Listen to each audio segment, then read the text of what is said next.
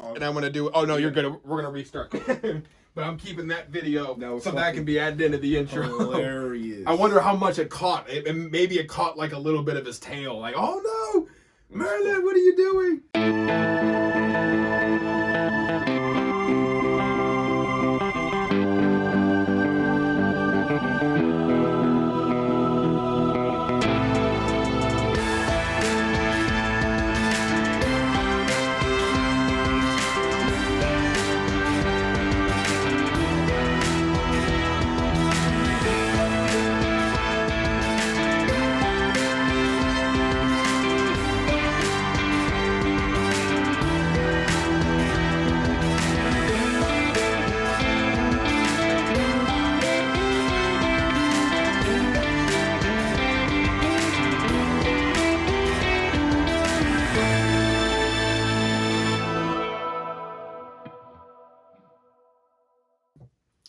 And as the intro fades out, we welcome you back to another episode of the My Opinion Doesn't Matter podcast. I am your host, EJ, and with me today is a very special guest, and your mic just fucking sagged down on you, bro.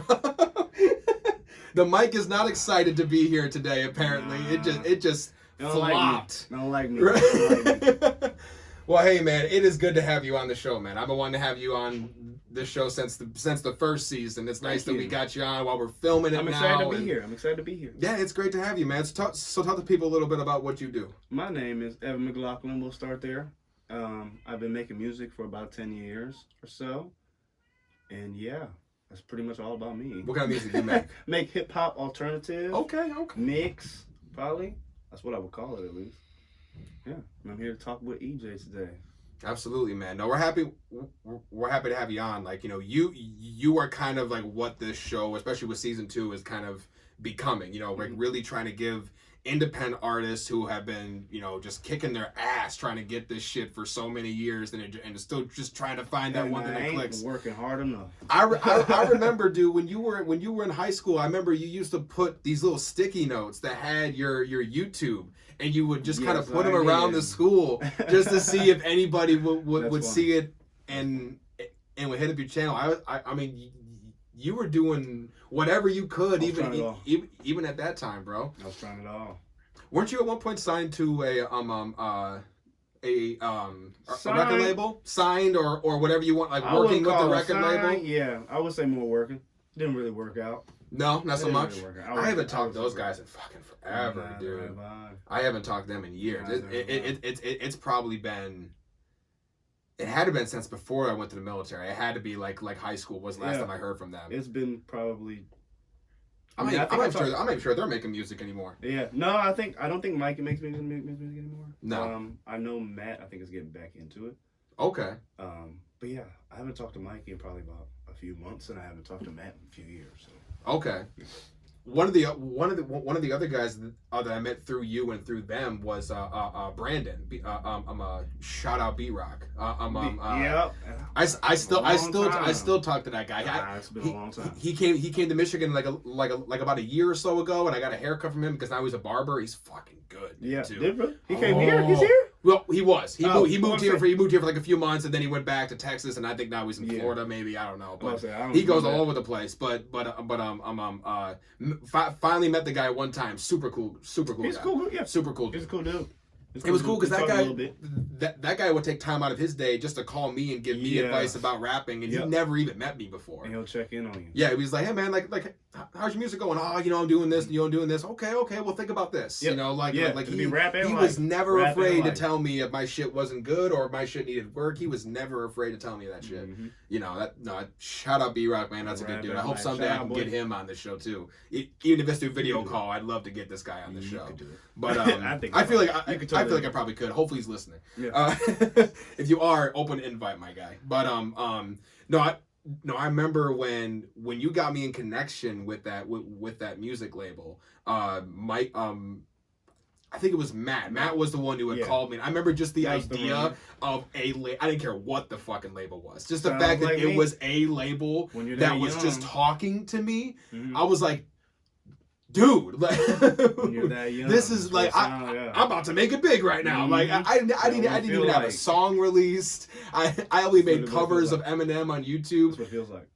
But I swear to God, I was like, I'm about to make it big. Like I called my dad. I'm like, Dad, guy from a record label just called me. Like I'm about to make it, man. Just wait 2 years. I'm about to be the best thing. I did the same thing. So that's why. There's a I've talked about this guy before, but this guy NF, I'm huge. He has a line of one of his songs that was that when something like, you know, signed with the label, I thought I was gonna pop, and like it's been like it's nowhere near what I thought it was gonna be. Right. Like even though he signed with Capitol, and it was like it was just no actually sorry, he's with Capitol now. The one he was with before, he was like, I signed with this label. And I thought that was gonna be it, and it was never nothing. It was never it. Like it took him going to Capitol to finally get something. It's a myth too, because usually people think that when you sign, that everybody does everything for you. Which in some cases, you get this whole team. You'll get a team and you'll get some people. I mean, potentially, but a lot of times you find yourself having to work 10 times harder. Yeah. Because once you get there, you gotta fucking make your stand. Yeah.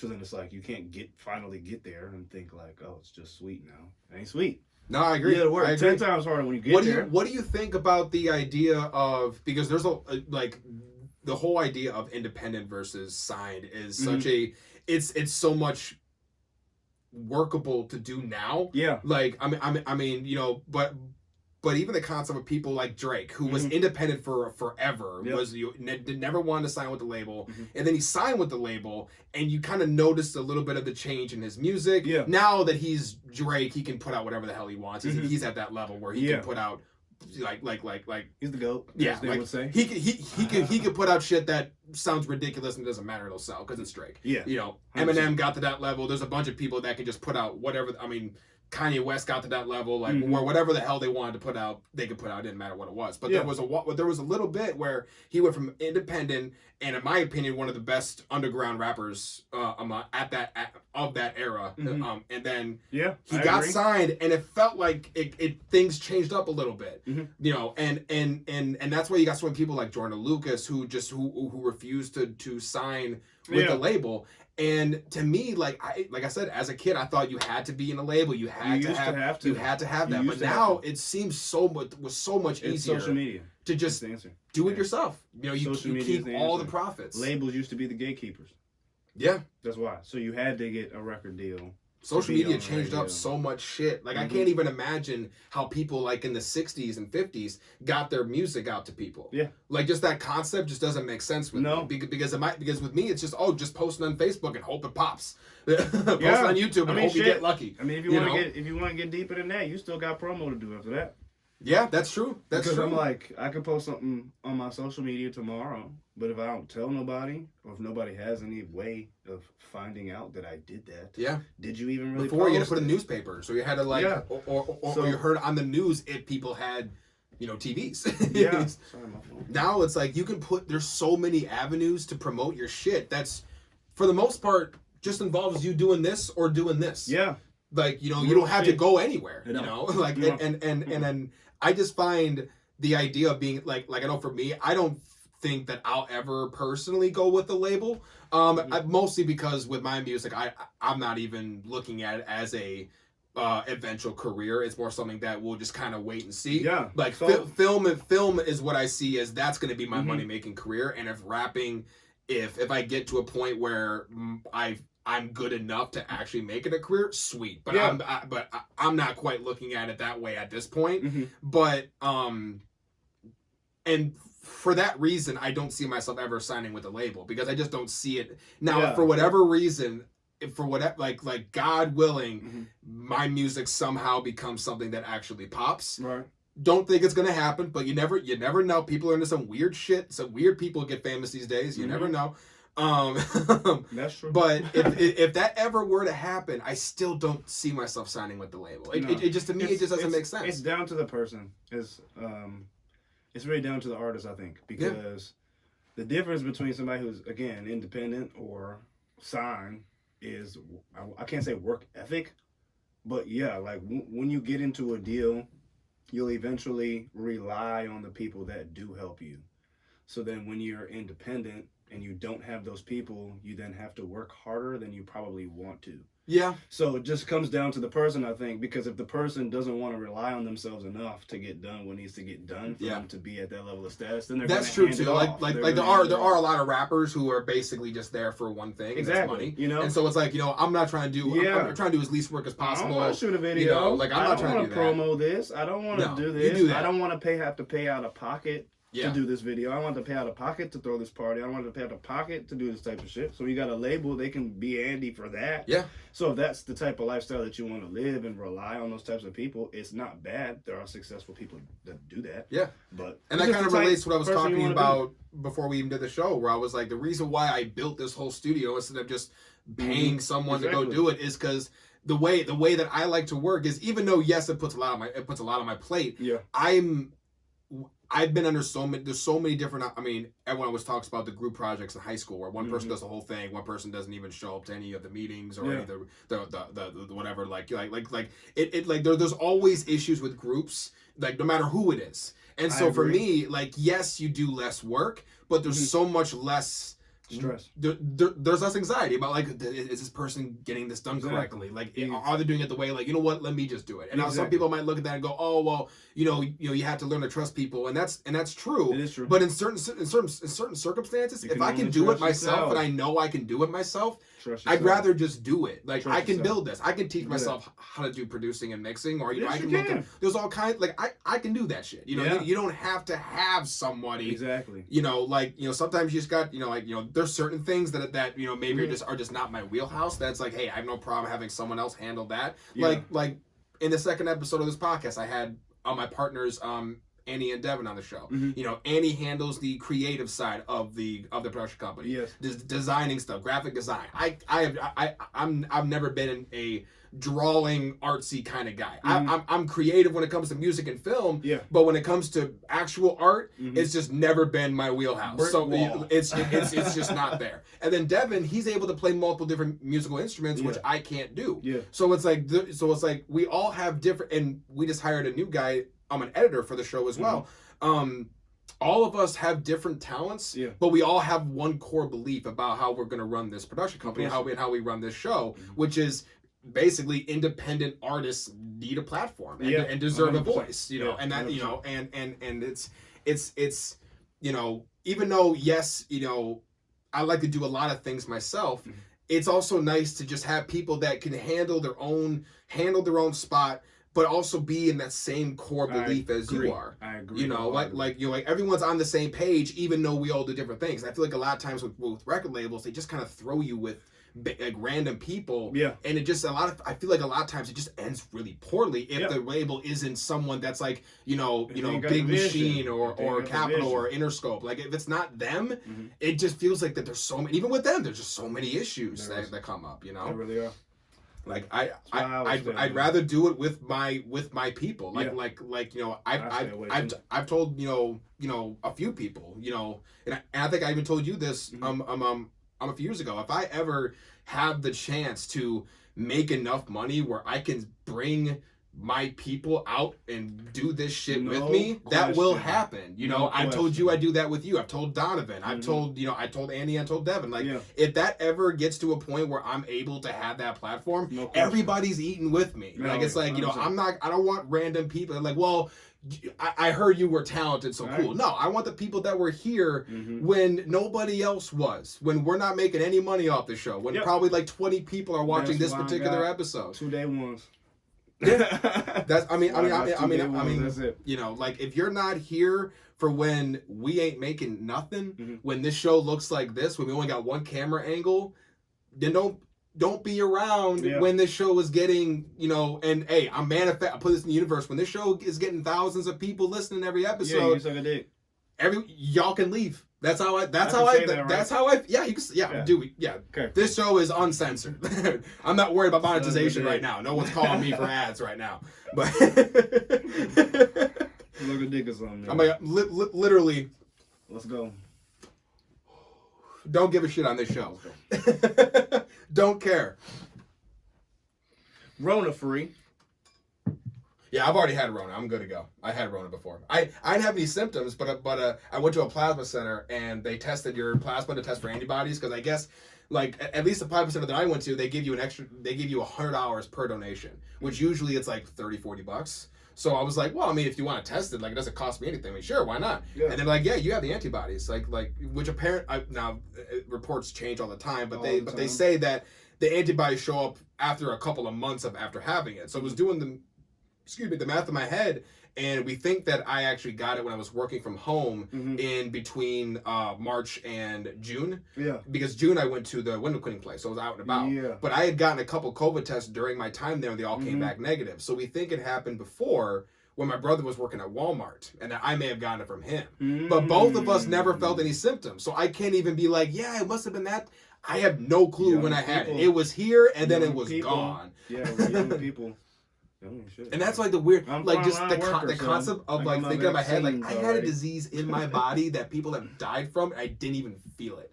Like that's been like messed with my head for like a good like 3 or 4 weeks after that. Like that's so weird to think of. Like I had a deadly disease, just being like I'm just gonna chill and then I'm gonna move on. And that's basically what happened. It's so strange. It is weird. And I guess supposedly like it's like really hard to get it again. So, but. And even if I did get it again, from what I've been told, because I had no symptoms, the chances of you getting it a second time and then just getting debilitatingly sick are even more, are even less of a shot. So I'm like, all right, cool. So I feel good. So I'm good. Shit, we'll see if I die.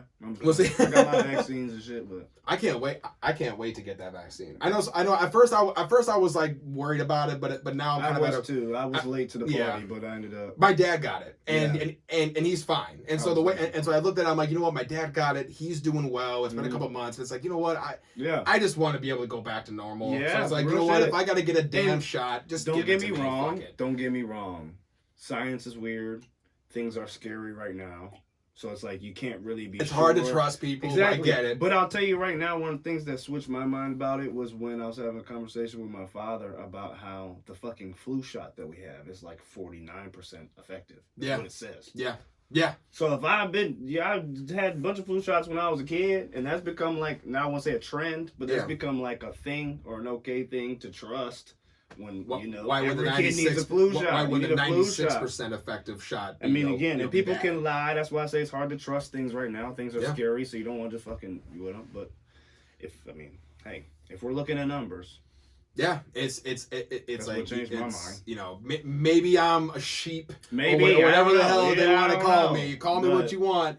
But to me, it's just like I want to go back to normal. I want to go to football games again. I want to go to concerts again. Yep. I want to go to the movie theater and not have to and be able to like. Because apparently, like some movie theaters, you can't even like buy concessions, which is like, what's the point? Best believe I'm sneaking shit in a purse, then motherfucker. Well, I do the same thing too, but like you can't even get like a drink or a popcorn. I'm like, why? Why? But like does popcorn transport COVID? Like it's like I'm so excited for things to go back to normal again. I know the show's not meant for COVID, but it just kind of came up. But it's, my bad. No, I brought it up. You bring it up. I don't even remember. I brought it up, but no, just but I guess here, cool transition. Yeah. COVID in the entertainment industry. Trash. Dude, there was trash. It was so long before music came, which I thought, oh, well, people are going to be at home. Like, if they have studios in their home, like, I assume a lot of bigger artists probably do. Yeah. I thought music was going to be coming out like crazy, and it did for a while. The problem is, that's what I'm saying, you don't have enough, back to the independent conversation, you don't have enough self-sufficient artists. Yeah. There's a lot of people, I can't say enough. And I think a lot of people kind of forgot that artists make most of their money off tours. Exactly. Like, unless you're Lady Gaga or you're someone like that, you're making money off your tours. And that's also a myth, maybe. I mean, you're talking about somebody like Lady Gaga, but still. Yes, someone who has also TV deals or endorsements. Fair enough. Unless you have that, you're making your money from tours. Fair enough, but if I bring, because are you talking about deals? Because streaming has been taking away people's artists' money for Are you talking about deals? But see, this is where we're getting across the previous conversation. Are we talking about deals or independence, or just in general? In general. I would say, especially if you're signed, I would say you make the majority of your money probably doing tours because you I would say I don't know, independent might be different. There was an artist that said that the labels will tell you that you make all your money in touring, and he said that's one of the biggest myths. Really? Because again, I'm dumb. He was independent and he signed 50-50. So some of his material is 50-50 and some of his material is independent. But he was saying that he put in $2 million or something out of pocket to run the tour, to have the tour run, and he made 1.2 back. So he lost money on tour. And he said you're more than likely to lose money on tour. They said that's why he's like, that's one person, that's one person and one experience, so I can't say that's the way it is. So they might be like, but they might say you make the most money in terms of like the money you're getting will be the most, but they don't. But you're not really. But they leave out the profiting. part of you also got to put your exactly. I mean that's what I said. So I can't say if that's every because like I said, we talk about big artists that are on labels. Well, that's how films are too. Like everyone looks at movies like Avengers and assumes that every movie is profitable. Mm-hmm. Like majority of movies in Hollywood, especially right now, aren't profitable because even if the budget's $50 million. You know, just to make it an easy number, $50 million. Even if you make $100 million at the box office, there's so much shit because promotion's not going to be involved in the budget. If you do a world tour, which you could do before COVID, which a lot of big projects would, you got the world tour that's going to cost you a fuck ton of money. You got all of this shit, all the ads, all of that shit. Like, most movies are not that profitable, or if they are, it's not by nearly as much as even some of the biggest movies in the world. Like, now you got movies like Gone with the Wind, who were made out of pennies and or Paranormal Activity, who was literally made for a couple of dollars and made hundreds of millions. That's different. But the majority, you always have those success stories, and you get people that go, "Oh, I can emulate the same thing." But the majority of movies do not make back the money that they put in, and a lot of them don't even make back the budget, let alone the extra costs that came after the that weren't even factored in with the budget. Talk about a label again. I mean, I could be misquoting myself, so somebody might have to fact check me. But if you're in a label, you only get paid when you recoup, which means I think when you recoup, it's only when you make back what was invested. Yeah. No, I think you're right. So, I think you're right. I think that I could be wrong if that's the wrong definition, but that's what I'm saying. So if you're on a label and they invest $1 million for you to get your project done and you make less than $1 million, you don't even get a paycheck. That's good. That's very true. So you can. That's why people can get Fuck a bad labels. deal. That's what we're saying. You get a bad deal. I mean, again, you got to be talented too, but you can get a bad deal and just be fucking not recouping for years. I think if you're someone who, unless you're someone who is multi-talented, I could have that wrong, then maybe go with the label. Like if you're someone like, say, and maybe I'll piss some people off here, but if you're like a mumble rapper, someone who's really only known for that one thing, those guys, you need a label. You don't have longevity. Those guys don't. I won't say don't because the music. You're not gonna see Lil Yachty changing for 30 years. But music is changing. So as much as I still feel like you're correct and we're correct in what we're saying, I still feel like music is changing because it might be different than 10 more years. Right. That's what 10 years ago, rap was not even close to what it is right now. So as we grow, so like my dad was telling me when he was listening to rap music when he was younger or different music, their parents were like, "What the fuck is this? What are you listening to?" So now we're getting a little bit older, and the fucking 16, 17, and 18-year-olds are dictating music and saying what's fire. We're just a little older. Like, what the fuck are you listening to? Speaking of young kids coming after musicians and saying what's fire, did you hear about the TikTokers coming after Eminem? No. Oh, let me tell you about this story. So this is going to be weird because this is being filmed in a weird time, but so just don't mind us. But apparently Gen Zers are using the line from this song "Love the Way You Lie," where it's like, if you fucking leave again, I'm gonna tie you to the bed of the house on fire. And they're trying to cancel him for that line. So and it's become this whole trend on TikTok that line is apparently his, and all these like millennials are like responding like, do you even know? Like you poor innocent ears don't even know controversial lines by Eminem. That was him in a good mood. Like that was like, have you heard Kim? Have you heard the song Fack that he doesn't even remember recording or releasing because he was so high on drugs? Eminem's the reason why you have fucked up music now. White America, not like fucked up bad music. The government tried to cancel him, and he said, "Fuck you." He was one of the main reasons, like that motivated people to start saying outlandish shit and speak their mind. So that's why I'm like, what are you talking about? It's so funny to see these kids thinking we have the power to stop Eminem. The government couldn't even stop Eminem. Like, don't even go there, dude. Like, he said, "Oh, you want to stop me? I'll release White America, and we'll see how that." And then Ed just shut him up. For real. He's one of the only musicians to shut up the government. Exactly. Because they're about to have First Amendment rights. Like, say what you want about sober Eminem. I personally think he's still good. I know he's not. Maybe he's different. He's definitely different. I personally think it's still a good Eminem. You want me to tell you? But high Eminem. You can't cancel. You can't cancel. You want me to tell you what it is? I remember in the interview I watched this a little while ago. He said, "I won't stop rapping until it's not fun." What you realize now, and what you're seeing now, is he's done every avenue of rap. Yeah. I mean, maybe not gone sing-songy melodic, but you know what I'm saying? He's done every avenue of rap. He's released so many great projects. Ones. He's just rapping for fun now. He's literally having fun. He's mixing fucking 17 different samples together. He's just rapping as fast as he wants. He's like just having He's breaking his own records. He's just, that's what I'm saying. I feel like he's just now, he's like, it's not about a #1 album anymore. And honestly, I really like his concept for his last couple of albums, the music to be murdered by, using the Alfred Hitchcock album Music to be Murdered by as kind of like an inspiration for it. Yeah. I really like that concept. That's a really cool concept. You know, like just like you don't see many rappers doing stuff like that. No. You know, like Eminem, he might not be as wild or he's not Slim Shady anymore. He's older. He's 47, 48 years old at this point. He's his daughter's graduated college.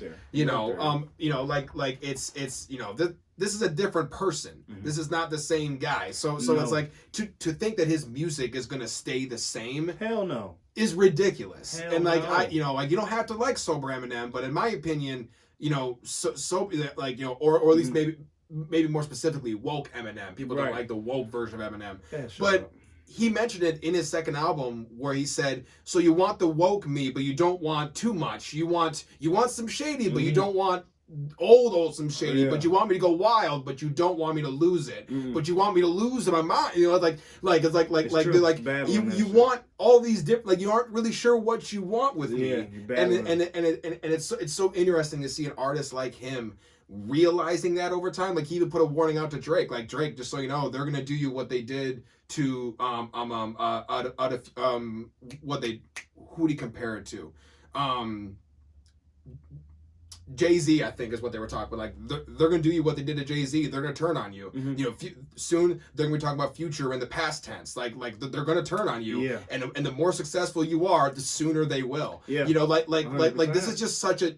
It's a different Eminem, but in my opinion, just seeing how he has developed as an adult, as a person, I think it's very fascinating to still have a guy out there that still doesn't give a flying fuck about anything, but he has all this years of experience to be able to tell, like, to share his wisdom. Like older rappers, I never saw why people never appreciated like guys like, you know, Jay-Z, who still put out music, or guys like Tech Nine who are still putting out music. Like those guys have mad years of experience. Why are you listening to these 19-year-old kids who haven't experienced a damn thing? Listen, these guys have been through some shit. Like these guys are gonna tell you what, you know, they got something to say. Yeah. That always was strange to me, how people like seemingly, oh, they're old now.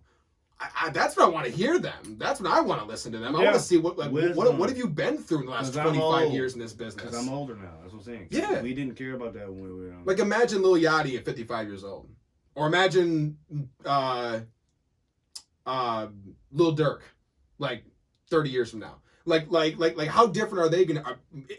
Assuming let's say 20 years from now, they're still doing music. Like, how different is that gonna look? They're not gonna. More than likely, they're probably not gonna be the same if they're still rapping by that point. You know, but it's like what you brought up earlier. A lot of those guys don't have much longevity. You're right. Where guys like Kanye West are still able to make. Now, granted, Kanye West is a little different. Perfect example would be Gucci Mane. Yep, I agree. Gucci Mane made a complete, I wouldn't say a complete flip. He probably still talks about the same shit, but I don't know, something about him. Yeah. I mean, the way he carries himself is different, that's obvious. But you know what I'm trying to say? It's like, I don't know. It's like he came out of jail and it just seemed like, I mean, I don't know, not to connect it to business. Do you watch the verses with him and Jeezy? Mm-hmm. Like, he seems like a different guy. Do you know why that was a sketchy-ass verses? No, because Jeezy ordered a hit on Gucci back in the day.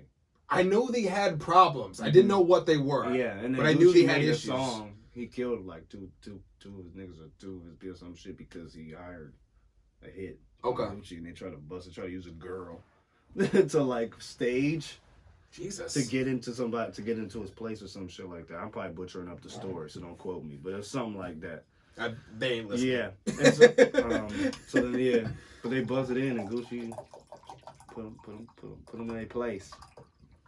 Yeah, didn't they like squash it on the stage? I think so. Yeah, squash. But that's why it was like a crazy ass versus because they was like fucking mad. People, yeah, that's like that's crazy. And I think the versus is really cool. I like how they're doing that. Like quarantine has come up like.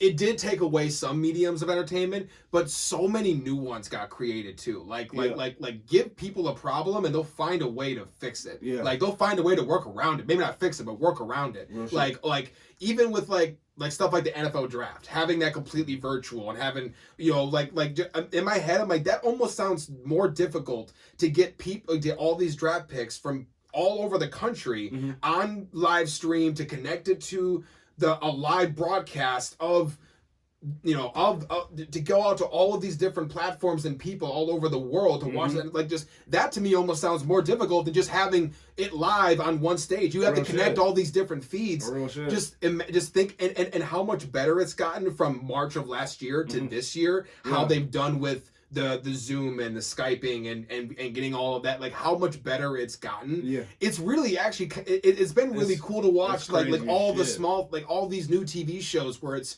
solely based around people who are not home, or sorry, who are home. Yeah, and I know Ellen, it's kind of creepy, but having like those screens in her audience that had people's faces, they were like giant iPads of just people's faces, like live streaming. Yeah, people thought it looked a little creepy, and it kind of did. But just stuff like that never would have been thought of if it wasn't for this. Like, there's so many cool or interesting ideas that have come up with quarantine. I mean, music has definitely changed. Like there was a good 6 months where everyone had COVID lines.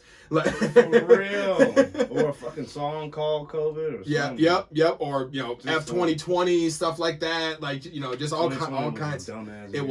It was hard not to talk about though. I talked about it before. Me and my brother, in March when things got shut down, we made a spontaneous episode just because we needed to talk. And we're like, we might as well record it. Yeah. Because we're like, we don't know what the fuck is going on. I want to go back to the episode and see how much we got wrong. Like how much that wasn't even close. We were like, I haven't even processed last March yet, and we're already in March again. Talking on my ass. Just how many things got different. I don't know. It's so fascinating for me to watch, and obviously I hope that this ends soon. But it's that aspect of it has been really interesting. Just seeing how slowly things have gotten better with the technology with stuff like that. Yeah, man, I wish I would have invested in Zoom before that happened, though, man. Like everyone who was invested in Zoom, you lucky motherfuckers, because that would have been really nice to know a couple of days beforehand. I could have dumped everything I had. Bitch, I wish I had that bread. I would have sold everything if I would have known that Zoom was gonna pop like it would have, man. I would have sold everything and put all of it in Zoom, and then I would have made all of it back 10 times 10. I'm so mad about that shit. That's so stupid. Or Amazon too. Amazon fucking got crazy. Like even Elon Musk went from $10 billion in worth in last March to over 150 now. Jay-Z. That's so much money in a year. Do you know Jay-Z is a billionaire? Oh, he's been killing it too, man. And do you know what he just did? 500 million in 2 weeks, 3 weeks. Was that the article that I heard? The title article? Yeah. $297 million. Oh, that was 500 million, but still, that's still crazy. So you're already a billionaire, and then you're about to sell your company for $297 million. That is insane. That is absolutely insane. I mean, I know he made another deal earlier in the month. Richer than Jay-Z, but damn. No, he's balling. I know there's people. Jay-Z's killing it right now. I give him all the props and all the respect in the world. That guy is absolutely killing it. Him and B. I mean, you want to talk about a power couple? Like not just in music, but just talent in general and intelligence between the both of them. I can't pull out my phone right here. Oh man. No, you can. You can push phone. Yeah, you can push phone. I want to fact check myself right quick because I want to be quick to say that both of them are billionaires. No. I think she is. But I might be because you say power couple. I think she was first. Or something. I think she was a billionaire first, and then Jay-Z was right behind her. But yeah, no, I'm pretty sure Beyonce's a billionaire. Sorry, guys. There's only a couple of black women that are billionaires. I'm almost positive she's one of them. She's not. Really? She's, however, married to Jay-Z in their combined net worth. So together. Okay, maybe that's what maybe that's what it was. Okay. So let me just clarify. I thought for sure she was a billionaire. Let me just clarify my terminology. Together, they're millionaires. I wonder how many women are billionaires. I know there's at least one, Jeff Bezos' ex-wife, because she got the bag from after she got divorced from that guy. Sorry, guys, I'm taking my phone back. Like, how many women are billionaires? That's fair. I mean, because there's so many fucking billionaires now. Like, remember, like, a few years ago, like, there was, like, 400, and now there's, like, statistics shows the gender distribution of billionaires around the world in 2019. 2,825 billionaires were women in 2019. Literally a few years ago, there was, like, 400 billionaires, like, 10 years ago. Mm-hmm. And now it's in the thousands of just women. Holy fuck. 3,000 of them. That is crazy. I did not. Wow. I know it's like totally off topic, but that is wild to me. That's just. I thought there was only like 1,000 billionaires in the world, and like 12 of them are women. That's what I thought. Bruh. I had 2,800 women are billionaires. How many men are billionaires? Do you know how much money is here? Dude, that is so. I don't understand how that many people can be billionaires, and you have all. Like, maybe I'm just some liberal, bleeding heart hippie, but I don't understand how you can have that many billionaires and have so many people that are struggling. That's crazy. Welcome to the fucked up world we live in. 2,800 women are billionaires. You got to think, I mean, and this is no disrespect to women, but you got to think men have got to be in at least 5,000 if you're looking at that. Like, that's wild to me. Yeah. That's a lot of billionaires. Anyways, we'll go go off that, making myself feel depressed for having like $100 in my bank account right now. But no, that's the other thing too. Like, every time like I see like a new artist that comes up that's like younger than me, and is like already fucking stacking, I'm like, motherfucker. Do you want to know what did it? Do you want to know what really did it though? What? So, again, talking about the same artist I was talking about before. His name was Russ, and he there was a myth or a rumor that was started on Instagram that said that his dad worked for a label, which is why he got famous. It's because his dad worked for a label. Anyway, it was not true. It was a myth. But then, I don't know how you do this, so I don't know how he did it, but he said that he tracked down the original post that like pushed the rumor. I don't know how you do that, but apparently he probably had to hire a team. Yeah, or whatever to help track down where the post. It came from a 13-year-old white kid that had 350,000 Instagram followers. So that's what I'm saying. The reason why you got pumps, the reason why you got 14 and 13-year-olds fucking popping is because it's fucking 14 and 13-year-olds that got 400,000 K on Instagram and can say this nigga is fire. That is insane. And so then he puts his shit out. What happened to the kid? I don't really know. I don't remember. Probably nothing because it was a kid. Yeah, like, I'm sure he was hoping he was like a grown-ass man so he could press charges, but you're not going to sue a 13-year-old kid. I'd have to look into that. I mean, maybe some people are petty. But yeah, the idea is to like, why are little pumps and people younger than us? Not why, because the younger you are, great. I mean, great. It's what I want to do. So if I could have done it younger. Yeah, of course. Great shit. So turn the fuck up. But at the same time, you can also make the argument that the younger you are and the more famous you get, the worse you might end up too. So I'm not mad that I'm not a child star. Yeah, but being 23 now, you got 21-year-olds like, oh, well, that'd have been nice if I was doing all that shit by 21. Like, these guys are killing it right now. Exactly. And it's all about who you know. That's why I pay so much. That's why I pay so much respects to it's one of the biggest things I've learned in this business. NBA YoungBoy, because I realized, it took me a little while to realize, but he was up there, he's been up there with the greats for a little while. Yeah. And he's only 20. Yeah. No, NBA YoungBoy is fucking awesome. So that's why I'm like, shit. How old is Jack Harlow? I don't know. I just got into him too. That guy's really good. I looked at him and I'm like, there's no way. Like, there's no way. Like, hey, check out his new album. I'm like, all right, I'll check out his album. He is 1 year younger than you. And he's 22 years younger than me. Damn, man. See, he's fucking really good. I really like him. Like, I did not think I like his voice that much, but I'm like, he just didn't look like a rapper I would listen to. And I'm like, I don't know. Do you want to know why? Fucking awesome. Do you want to know 22. Why? We're going back in another 22. Loop here. We're going back in another loop here. I just watched an interview of him.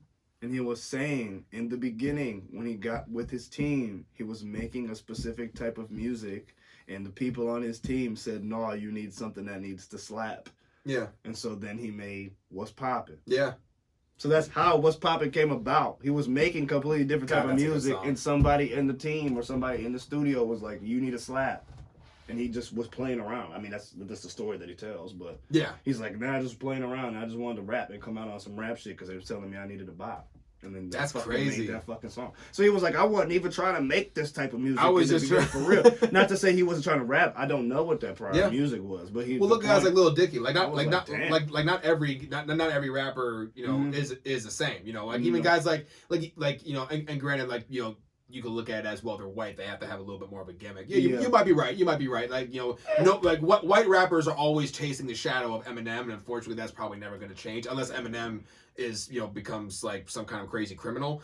He's always going to be considered more than likely the best white rapper that ever existed until somebody can overtake it. But there's like if you look back at it, there's not many people that you would even put up there to compete with him when it comes to just white rappers. When you come to this probably gonna be a shit term to use, but I'm gonna say generational wisdom, because eventually, when we're gone, and they're at some point he's gonna get overtaken, and they're gone. People are just not even gonna remember him after a while. You don't think no disrespect? You don't think that his well, because what about people that still listen to artists that were back in the early 1900s? They are. I mean, fair enough. Like I won't say, but I just mean like on a global scale.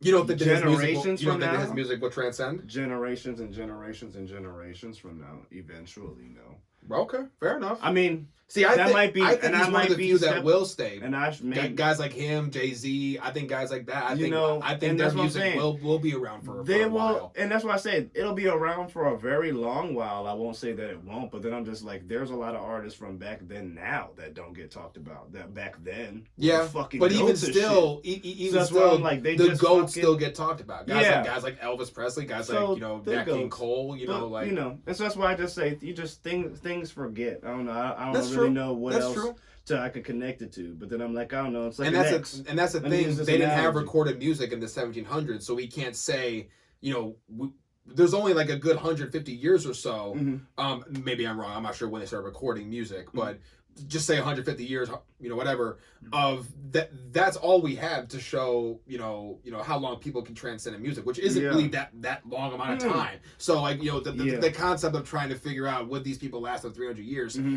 is not going to be easy for any of us because we've never seen it happen because it hasn't been around for that long. Just physically, I just think it's physically remembering. That's why I say generations and generations and generations and generations. How is music going to look in like 4 generations? I don't know. if the world's here, that's why I'm like, shit. There are rock bands and punk bands that I loved growing up that when I finally remember them on an odd day, I'm like, oh my fucking god. It's like, it's great to be remembered. So I think there will still be people that will be remembered. I just mean like on a global scale eventually. Like it'll just have changed so much, or there'll just be so much other things that have happened that again, like just generation wise, when Jay-Z is long gone, and we're talking like 40, 55. Yeah. No, I guess you got a point. I mean, again, there'll be mad technology and shit probably, after the world will go to shit. You know what I'm saying? There's probably be so much shit that will allow you to track stuff a lot better. So I can't say they'll be gone or completely forgotten. But you know what I'm saying? Because I'm like, we start going into morals, and we were talking about religion earlier and things like that. There's clearly things that have been forgotten. Yeah. So that's why I'm just that's like, a fair point.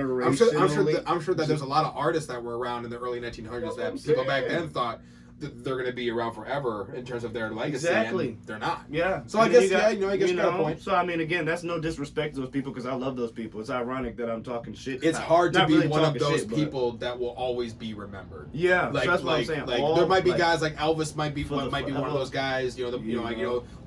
There's a couple of people out there that might become those people just because of how, not even just how much money they make, but just their like you said, their global impact is what's going to make them stay. Like people are not just in America, but other So Snoop Dogg himself is just fucking iconic. Yeah, there's a lot of him as a character. He may not be remembered as a rapper by a lot of people. But that's what I say. But I think Ice Cube is the same way. Like Ice Cube, I feel like a lot of people don't even remember him as a rapper because he hasn't really been one for a while. I mean, he has, but he hasn't like really been in the charts in years.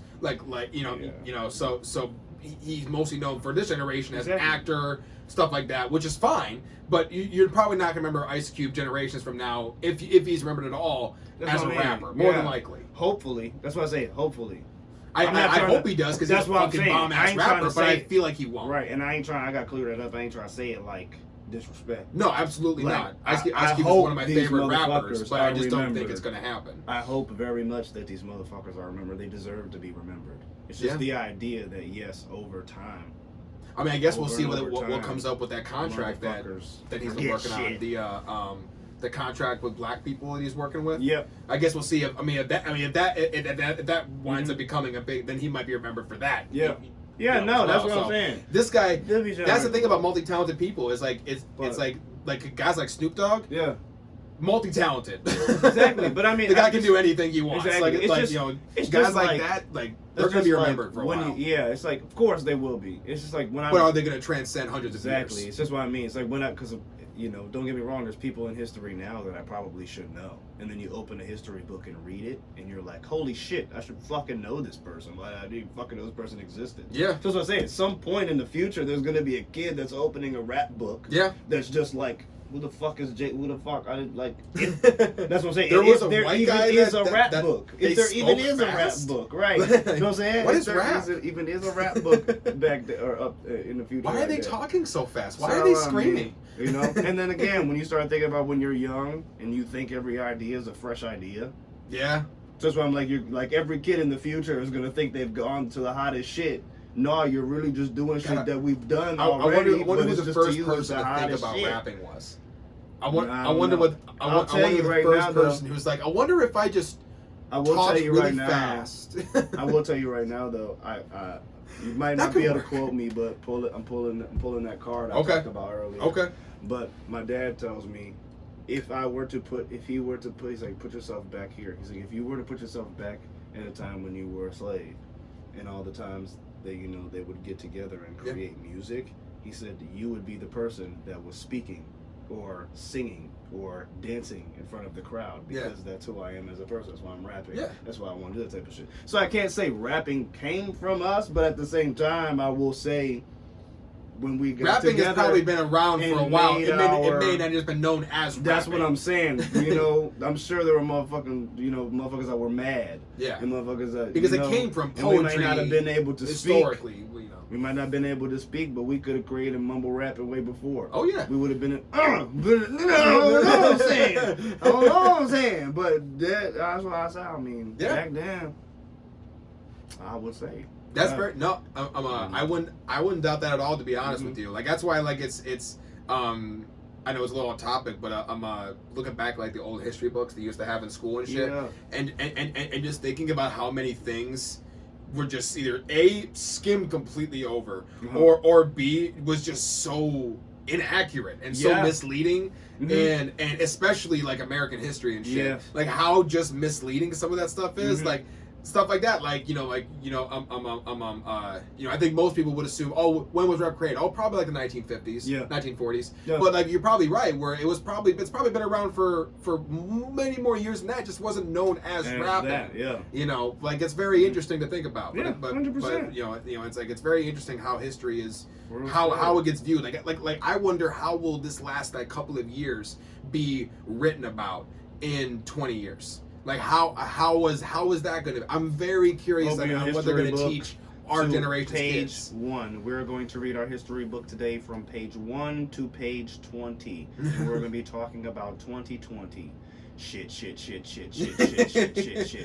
By the end of it, every kid is just really depressed, and it's just like That's it. This is horrible. And I was actually that's another. I don't know if this is a segue or not. But I don't know why I'm thinking about this, but I'll say it right now. I was having a conversation with somebody after watching an interview from somebody else, right? And so if you take yourself back to school or maybe just a few years ago, 10 years ago, 5 years ago, there used to be, I'm not passing judgment because I'm not perfect or nothing, but there used to be that kid that was like a goth or that kid that was like weird or whatever. And you used to be like, that must be the depressed kid, or that must be the whatever kid. Yeah. But as you start, our generation, as we look around, everybody is depressed. Yeah. So the only reason why I bring that up is because people are connecting. I'm laughing, but it's true. It's true, but no, the only reason why I bring it up is because people are saying like, why does music now have this whine to it? Why are people whining? Why are people sad? Why is everyone always upset? Everybody's depressed. This generation's sad. I'm not saying it's okay. Yeah, we all got saying debt. It's okay that we are, but it's like it's not just the one kid anymore. It's like everybody is feeling a certain way, and everybody feels comfortable enough to express. And it's funny because a lot of times the kids that looked put together were the worst ones. Yeah, almost always. Yeah. The kids that were, even the ones that had mad money, there was issues back at home where the parents weren't around because they had mad money. Exactly. So like there's all like it's like and we like going on that like the whole goth kid thing or all those kids in those emo phase and everything. I always thought it was. Me personally, I saw that style and I'm like, first of all, my parents would never let me fucking do that. Of course. No, of course. No. Even if I wanted to, my parents would never fucking let me do that. But just seeing, I couldn't even get seeing that kind of expression, I always thought was very, even stuff, oh my God, my mom. My parents were like, no tattoos, no ear piercings. My mom got mad at me for getting a Bible verse tattoo when I was 18. My sisters got their ear pierced when they were babies and like kids, like young. But God forbid you get something and like I that. have to wait till I'm 18 for an ear piercing? Okay, I can wait for a tattoo, but an ear piercing? Yeah, right. Whatever. It was, but I always saw the style as just so like, man, like that must be really, really nice to be able to just literally dress up like that and just not really and not give a shit about how people thought of it. Like I can never do that. Yeah, and that's the thing though. So like, I'm gonna make it real deep here, but people say a lot. People say a lot like, I don't feel accepted. I don't feel like I fit in. Yeah. And sometimes the subconscious internal response is to force yourself to not fit in after that. Let's take it a little. It feels a little comfortable? Yeah, so like, I don't know, my dad broke that down to me. I'm not shitting on tattoos. I love tattoos. I don't regret my tattoos. But at the time in which that I got tattoos, I felt completely outcasted from everybody. So then in my dad, so when my dad broke down to me, he was like, maybe within you feeling like an outcast, you wanted to make modifications to make sure that people knew how you felt. Yeah. You know what I'm saying? That's a good point. So I went and jumped and put hand tattoos on, and I jumped and put all these tattoos on. So like when you look at me, I don't look like an outcast because tattoos are more acceptable now. But you get what I'm trying to say. Yeah. I'm trying to make that that unique. I feel similarly actually. Like when I so I was like, you knew me in high school. I didn't exactly look like the coolest kid in the school. That wasn't my. I had the buzz cut, clean baby face. I had sometimes I wore suits to school. That happened. Like I mentioned that before. But I wore suits to school. Right. Like I was just a kind of. I never saw myself as a attractive person pretty much ever. Mm-hmm. The tattoos for me, that was the one like especially getting my rib tattoo. Mm-hmm. When I got my ribs tattooed, that was the only time that I'm like, no, I'm gonna take my shirt off. In public because you know what? Yeah, maybe I got a little bit of. I got a little up. It's like I paid fucking $600 for this thing. You're gonna look like tattoo just gave me confidence. Exactly. Like I never saw wearing tank tops until I got tattoos when I had it on the full sleeve, and now I wear tank tops everywhere to the point where people are constantly commentating on that. Like you wear tank tops again? Like yes. Maybe a controversial statement, but I'll say tattoos for men can be similar to plastic surgery for women. Interesting. You might not like me for that. I see that. But just based off what you said. So That's maybe for you, I can't say for everybody. Like body but at the same time, too, like you like art. And you like things and you like want to, again, express yourself a certain way. So then it's like, now I feel a little more comfortable when I do that because I'm like showing off other parts of me. Because I think the stigma for men is it's not manly to get plastic surgery. Yeah. That's just like the stigma. Not saying it's true. That's just the stigma around it. So tattoos feel manlier if you really want to play the stereotypes. However, it's not true, but that's just what the stereotype is. But however it's affecting you, it's still similar because not to make this women central and not to make it women central either, but at the same time, it's like a woman's like, I want a boob job because a boob job, I believe when I have one, it'll make me feel better or make me feel beautiful, more beautiful or whatever. So if I'm like, I'm gonna get this hand tattoo because I think that shit gonna make me look hard. Yeah. It's the same shit. Yeah. Concept-wise, it's the same shit. Maybe not the exact same shit because I don't have to get surgery on my hand. But you get what I'm trying to say here. It is. Yeah, that's true. I hope you do. I don't want to be taken out of context. No, I'm on I understand. Now. I understand. People can take a snippet of something. At some point, this show's gonna get me canceled. I don't know what it's gonna be for. It's gonna happen. It's gonna happen right when I pop, and then it's gonna be like, well, remember the fucking season 1 where you said this wild thing? Like, it's not even crazy, but in 20 years, it's gonna be crazy, and I'm gonna get fucked. But you know what? I'll deal with that when that comes.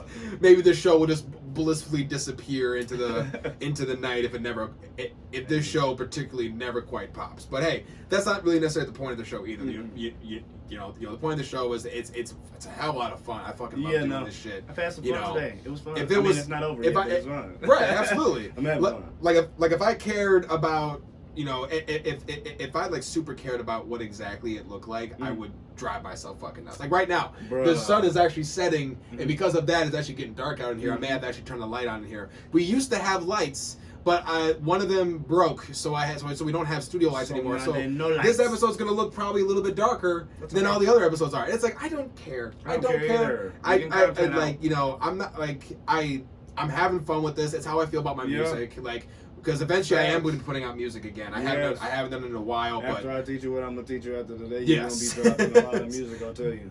100%, man. Like it's I'm looking at this as just more fun than I am a career, and it just makes it so much easier to do. It makes it so much easier just to enjoy it and not feel so, because I mean, you know, I used to record music with you back in the day. I'll tell that story actually here in a second too. I'm going to turn this light on. This show's going to catch me. Fucking turn it on, but I got to turn it on because it's getting dark in here. There we go. There we go. Get a little bit of light in this bitch. But yeah, let's tell that story. So you used to have your own studio in your house, in your bedroom, or what you want to call studio. Because it wasn't even in my own house. It was a mic stand, and it had. Did you even have acoustic foam at that time? I can't remember if you had acoustic foam in the wall. Maybe like 4 pieces. Yeah. Thinking like you had it like in like the corner of the bedroom, so you may have like acting like I knew corner. what the fuck I needed. Dude, I remember recording that first song, and I don't even want to listen to it now because I'm sure it's awful. But I remember, I'm not even sure how you felt about the time, but I know at the time you were saying, sounds great, keep it going, sounds good. And it probably did sound good, but I mean, for like my age, probably. Yeah, but right now, like I'd be like, oh god. Where I was at as an engineer too, because like I said, you'd be surprised. There's a lot of shit music that comes out now that just sounds good. Yeah. So shit music and the beats sound good and the vocals sound good over it. So it's like it's still a shit song, but it sonically sounds good. Yeah, it's pleasing. Even if you were saying like that shit was trash, if I had made it sound as best as I could, now that I know how to fix things, it probably would have sounded better. It might have. It might have better. There was. I say it would have been a better song. I think I recorded 2 songs with you. One of them was actually.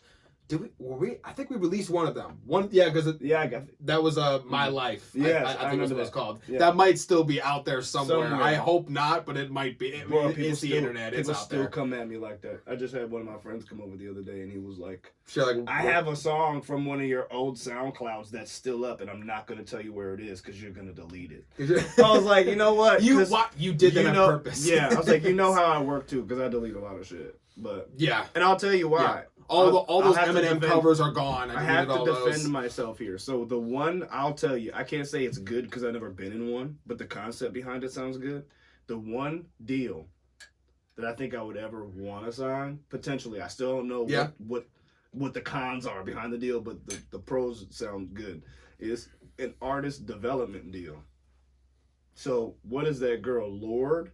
Yeah, okay. Yeah. She was technically... If I think it was Lorde, I could be, don't quote me. But I think it's somebody like Lorde or something like that. She was in an artist development deal for like 6 years. And what is that deal? She was making music under a different name and then found a label and they signed and they tried different takes of music and they didn't really release it. And once they found or, pushed her to what they thought was who she wanted to be or created the sound that they wanted to create, then they released. So they didn't release until she was ready. Yeah. So the reason why I'm constantly deleting is because I'm not playing around, but I'm just constantly getting better.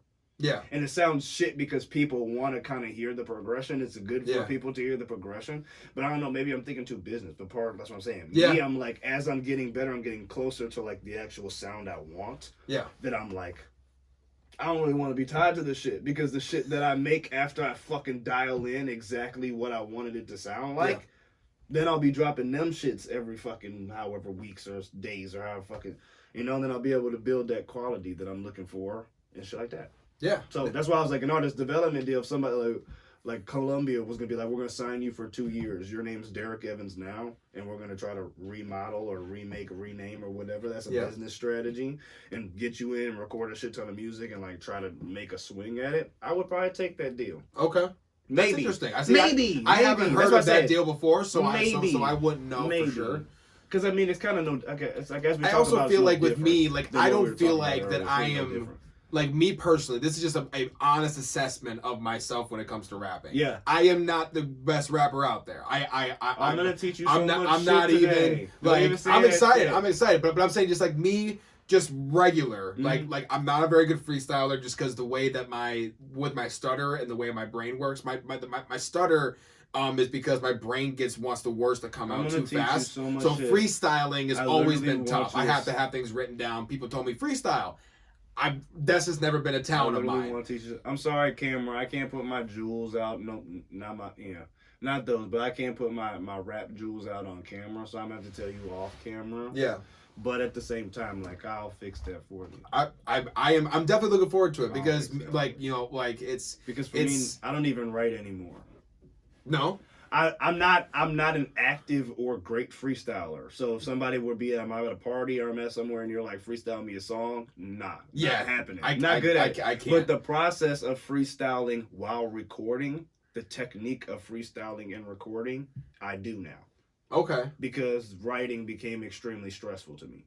It's like I hear a beat, I'll play a beat, the beat fucking makes me feel something and I'm like ready to go. And then the concept of putting the beat on for 3 fucking hours on a loop, trying to write shit. I overthink things, I delete things, I this type of shit, and then the beat gets annoying. And then I don't even want to make the song anymore because the fucking beat's irritating. I run into that same problem. So that's why I'm like, now I don't necessarily force myself to like have words right away. I wouldn't say I'm a mumble rapper, but that's why I'm like, instead of sitting there like, how am I gonna come on? I pull the beat in there. Pieces together. I pull the beat in there and and I do my little cadence, and then eventually they'll turn into words. Yeah. And then if Chance the Rapper, I believe, does something similar. So I'm saying a lot of people do. So that's why I was like, not really gems, but it's like if Ed I do a Sheeran phrase, was talking about it. Yeah, and then I'm like, I might hear a beat, like I say, and I'll get that feeling that make me want to write to it, and my first reaction might be, I got a whole lot of bud. Yeah. I'll say that 550 times, and I'll just keep saying it until I like how I said it. Yeah. And then I have my first line, and then how do I want to take it? And now I'm just freestyling it. And then I'm not rushing myself or pressuring myself to have the perfect take right away. So that's another thing for technique. So while I'm recording and freestyling, they might come up as phrases or loose phrases, but I'm not going to be caught up on that. If I get 3 words out of the 4-word sentence, or the 6 words, they say 6 words. Yeah. If I get 5 words out of the 6 words, or 4 words out of the 6-word sentence, I'll just move on to the next bar. Yeah. You know what I'm saying? And then I'll come back and fill the in-between. And I'll have a bunch of roughs, but then once I have the roughs laid out, then I'll go back and rewrite or refix the feeling that came out. Okay. You see what I'm saying? Yeah. So I remember I dropped a song and you were like, I really feel that. Yeah. It's because I did it that way. Okay. My song came out as a feeling, as a reaction to the hook, to the melody, to all that type of shit. It came out that way. And then I went back and fixed where the errors were. Absolutely. So like all the concepts that naturally came out, that's why I say it feels so transparent. It's because I really was just talking to myself. Yeah. I was talking about everything that was going on. I was being melodic and singing too. But you know what I'm saying? Yeah. Like I'm just talking about what's going on. And it came out as a reaction and a response in my therapy or whatever. Yeah. My expression. So I came out and I'm just mumbling words and I'm like, okay, I'm hung up on this part, but I'm going to just go to that next beat where I can come up with the next rhyme. And then I just came up with the next rhyme scheme. So wherever there's a gap in the prior, I'm not even worried about that right now. I got the first 4 lines, I got the first 5 bars or whatever. If I got to skip bar 6 and 7 just to move along with the process and come back to bar 6 and 7 after I get the rest of them, then I'll do that. Okay. So like you know what I'm saying? That's interesting. So that's like a recording technique thing that can also help push the process. And as well as like I said, once I help you kind of dial in audio a little bit better before I leave here, I'm gonna create what's called a preset. So I'll create a preset of everything set up the way that I teach you how to set it up, so that when next time you click the FL Studio logo, everything's just set up in place. You won't even have, don't get me wrong, every single song is different. So some beats have different frequencies. So some things might still need dial changes. You might need to dial things back. But the idea of the vocal chain, things being set up and gain staged correctly, things like that. Right. That will be, so that's what I'm saying. Once that part for me got knocked out the way, I'm no longer thinking of music like an hour fucking process. Yeah. I'm still gonna play with it for hours because I'm that person. I'm a perfectionist, so I'm still gonna fucking do that. But like before, I was like listening to certain beats and being like, well, I couldn't even rap on that because I wouldn't know how to mix my vocals into it. So I wouldn't even rap on the beat. Or I wouldn't even try to sing on it, or I wouldn't try, you know what I'm saying? But now I do that, I don't even think about it anymore. If I feel that shit, pull the mic out. It's ready. What you talking about? It's ready. Ready. I don't have to fucking pull the thing out and do this for 30 minutes before anybody's recording anything. No, I fucking open the shit, turn the mic on, let's go. I'm looking forward to it. I'm excited. Let's go. That's what I'm saying. Excited. And then you're ready. And that's what I'm saying. People might actually get some music from me pretty soon. And then you can be creative. That's what I'm saying. When you think about all the detailed shit, it takes the fun out of it. It takes like the energy, because then you're like, bro, I just fucking spent an hour recording the verse. First off, I just spent an hour getting the verse down. Now I gotta spend fucking, what you telling me, 3 weeks editing this shit because I don't know how to edit this shit, or I gotta or whatever. Like some people love every aspect of that shit. You'll never hear this song. I've been working on it for 4 months, and that's what I did. I got to the point. Like my biggest thing is, maybe people don't notice it now. As soon as I call it out, you're gonna notice it. I have a lisp. It's really light. So you'll probably hear it now that I just called it out. So when I rap, it gets picked up. So you'll probably have a shit ton of what they call syllabants. That's what they call it. You'll probably have a shit ton of that through this recording because I have a list. So when I picked that up, I have spent months trying to fucking understand how to use a de-esser correctly. Okay. It's the thing that compresses that syllabant sound. So I'm like, that's another reason why I've been taking time away, because I'm like, there's certain things that I need to learn that I want to learn for my sound. So I'm not going to be dropping music that's just until I learn how to fucking get rid of it. That's just what it is. So now I'm at least understanding more how to get rid of it. But there's like tons of different de-essers that work in different ways. Yeah. And I just have the one that's built into FL. So I can invest in a different one that might work and do it a lot more transparently. But until then, I only have what I have. Okay. So I'm learning it, and it's giving me a lot better result.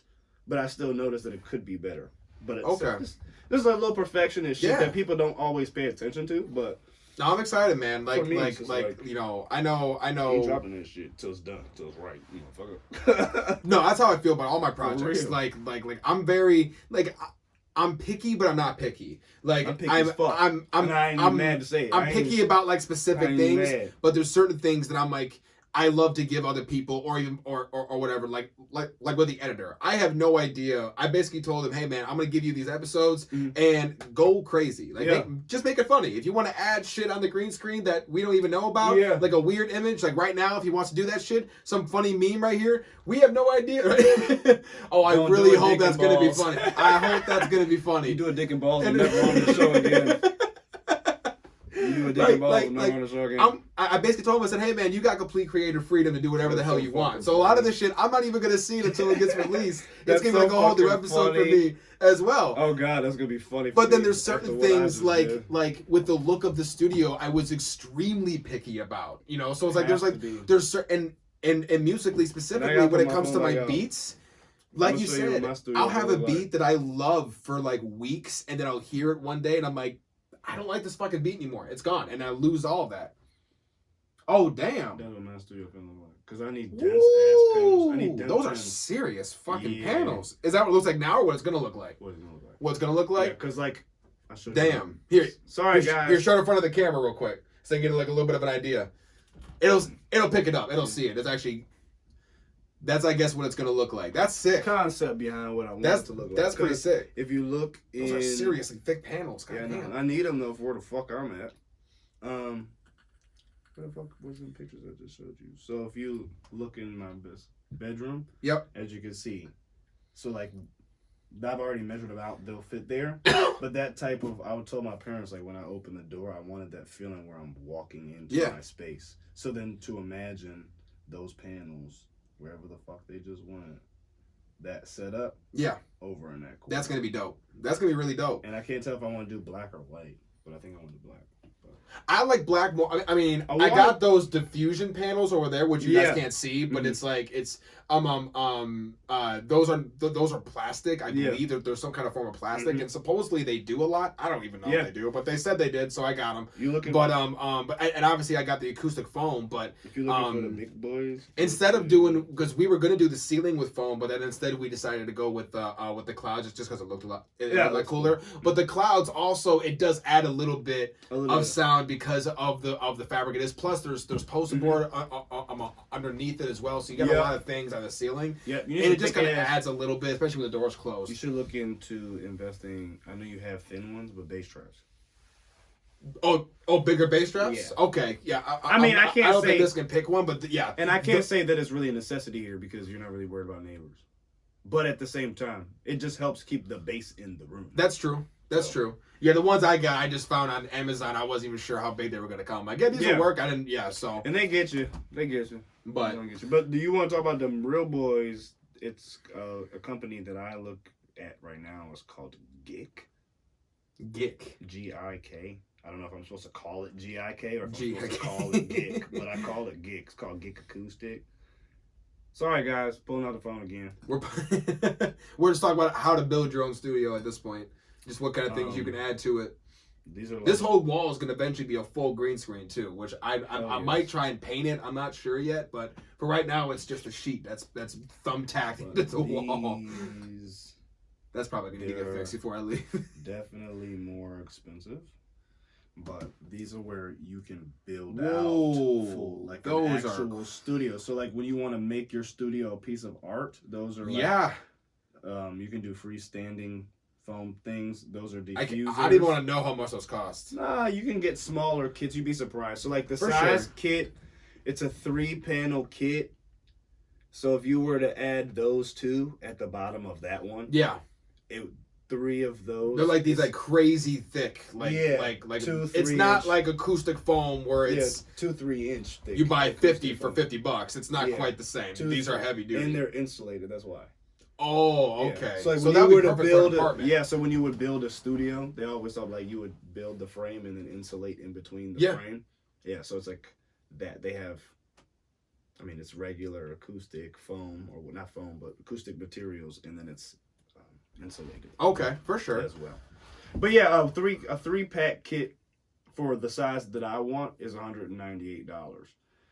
Now, a full studio kit that they sell, which is about 10 panels, is I think $700. Ooh, so $70 a piece. Something odd shit like that. $700, $10 panel. But that's crazy. But yeah, I mean, but I bet you it's fucking great. I bet you the acoustics are fantastic. I know I don't have a trailer or nothing or a home yet. I'm in an apartment, but like I said, I got a savings plan going on or whatever that I'm doing. So realizing where I'm at. Yeah, more and more pieces are going to get added to this studio and the show. That's why I'm like progressively different. And I'm like, if I'm agreeing that I'm going to be here for a year or two, or maybe longer than that, just to make sure my finances are straight before I go do a big move. When are you thinking about moving? I'm gonna be honest. I'm giving myself 2 years. I'm gonna be honest. I'm slow to the party, and I'm perfectly fine with that. Yeah. I mean, like, there's so many stories of people that like. One of my favorites is Hugh Jackman. Mm-hmm. He was a gym teacher. Yeah. And he didn't get famous until he was in his 40s. Yeah. Which a lot of people don't know about. They assume, you probably been famous for your whole life. No, he was a gym teacher. No. There was a viral clip of him actually seeing one of his former students at some like gala event that he was at or whatever, like some award show. He's like, "Hey, I used to teach this kid, PE class. How you doing?" Like, it was like. What? Like it's okay if you're 23 or how old are you now? Like 24. You're 24. I'm 23. It's okay to be that age and not be popping yet. It's okay. You can still be figuring your shit out. I don't remember his name, but my dad referenced to me one time because my dad was a college football player. He said that there was a football player that was off playing, or not playing. He was off working as a bagger Kurt Warner. Is that who it was? Kurt Warner. And they called him in, and he won. He was a grocery store bagger. He was like, that's his. He was in Arena Football League. Then he was a bagger at a grocery store, and then he got called up by the Rams and he won the Super Bowl. That shit. Yeah. So I'm like, you could be doing anything. You never know. You know, because I used to fight. He's a Hall of Famer. I used to fight with my dad a lot about music because, I mean, don't get me wrong, he used to always be like, he would. As a father, would try to introduce things, of course, and you always want your son to be interested in what you're interested in. I just wasn't interested in everything that he did. But he just wanted me to go hard at something. And it was, what were we talking about before this? I forgot. We were talking, I went off train of thought. Lost my train of thought. Well, we were... you could be anywhere. Yeah. And be called to do anything. Yeah. Because I used to try to get in his head because he didn't want me to be a rapper. So I used to try to use analogies and shit to try to get in his head. So I was like, well, I played Pee Wee football growing up, right? And that's kind of something he wanted me to do. He was a football player or whatever. It was fun. Not that I wasn't into it. I just grew out of playing sports. But I'm like, if I told you today I wanted to be a football player, you would be in the backyard throwing footballs with me every fucking day. And you would want me to be on that shit every fucking day. Yeah. I'm choosing music, and you're telling me don't work on that shit every day. I understand I have a life that I have to take care of, which is why I've been taking the time to pay attention to that. Yeah, of course. I'm setting myself up. Most people like us have jobs. Sure I'm straight, right. So, like, I'm doing that part, too. But that's why I was trying to get in his head and be like... Or they're in school or whatever. I'm like, do what I want to do. So I'm like, if I had to put 10,000 hours into football, if I wanted to be a football star... What's the difference between that and putting 10,000 hours to a music studio? Into what the fuck? That's a good point. That's a fair point. So I was trying to get into his head, but that's what he came back with as a rebuttal. He was like, well, that football star was bagging groceries. Yeah. He wasn't out there throwing footballs when they called him.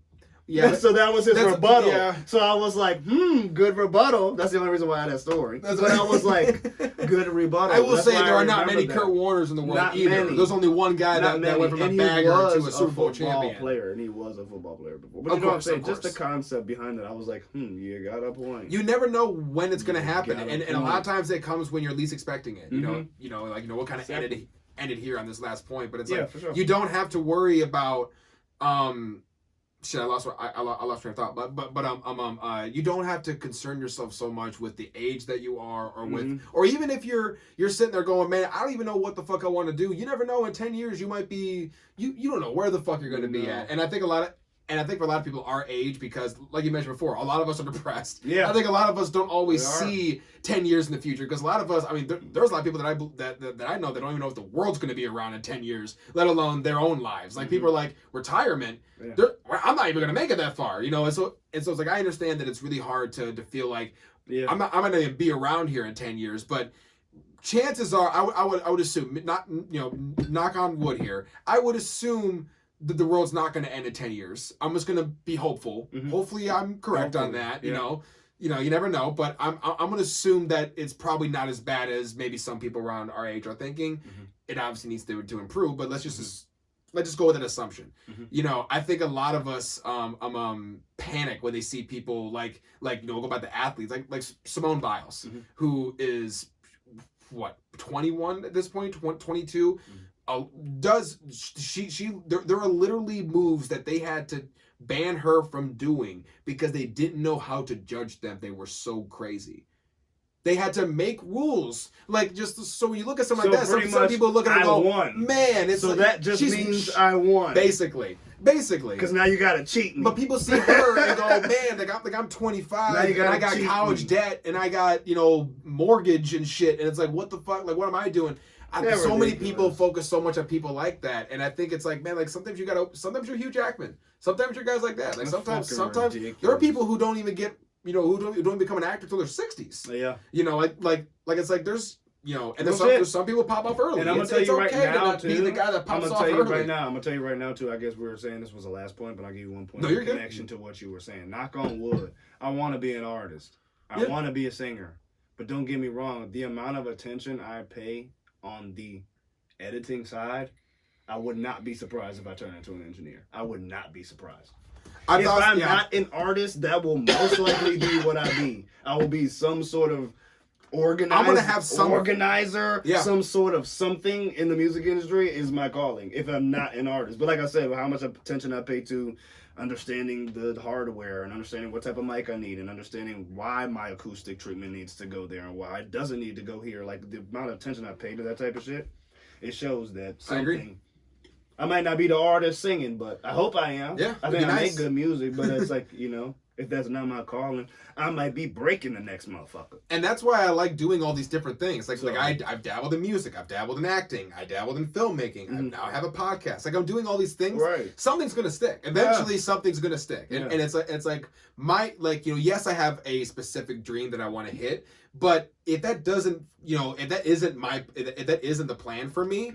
That's fine, but I'm gonna have a job in this in the entertainment industry because that's just what I'm passionate about. I'm gonna find a way to make sure that I am in this industry, even if it's like in 20 years. Maybe I'm a full-time producer. Who knows? Like maybe producing becomes my thing.